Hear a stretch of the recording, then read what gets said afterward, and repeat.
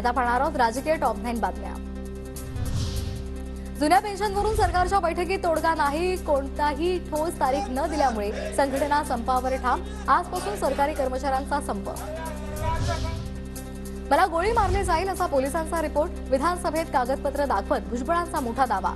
आता याचा कोणी निषेध करणार नाही का, भुजबळांचा सवाल।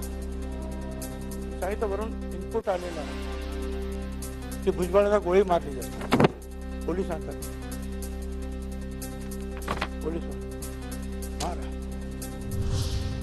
केसेसमधून बाहेर पडण्यासाठी भुजबळ खोटं बोलतायत। गोळी मारण्याच्या भुजबळांच्या दाव्यावर जरांगेंचं प्रत्युत्तर। भुजबळ बधीर झालेत, बावचळल्यासारखे बोलतायत। जरांगेंची टीका। बोलून माया जीवाला धोका आहे, मायाला आमकचे, मायाला तमकचे, मला अमुक होणार आहे म्हणून ते केशीतून बाहेर पडायला लागले। उगाच दहशत आहे त्यांना ती घेणं देणं, आणि ते सुद्धा त्याला भीत आहेत। छगन भुजबळ स्वतःचं महत्त्व वाढवण्याचा प्रयत्न करतायत। भुजबळांना एकट्यांनाच कोण कशाला धमकी देईल, अंबादास दानवे यांचा भुजबळांवर निशाणा। मला असं वाटतं हे स्वतःचं महत्त्व वाढवण्याचा प्रकार आहे।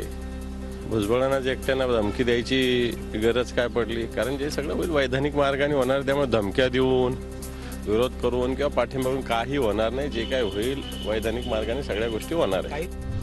धनगर आरक्षणाच्या मुद्द्यावर आज मुख्यमंत्री एकनाथ शिंदेंसोबत महत्त्वाची बैठक। दुपारी 4 वाजता मुख्यमंत्र्यांच्या दालनात बैठकीचं आयोजन। गोपीचंद पडळकर आणि उपोषणकर्ते उपस्थित राहणार। हिवाळी अधिवेशनात आजही मराठा आरक्षणावर चर्चा होणार। सरकार उत्तर कधी सादर करणार याकडे लक्ष।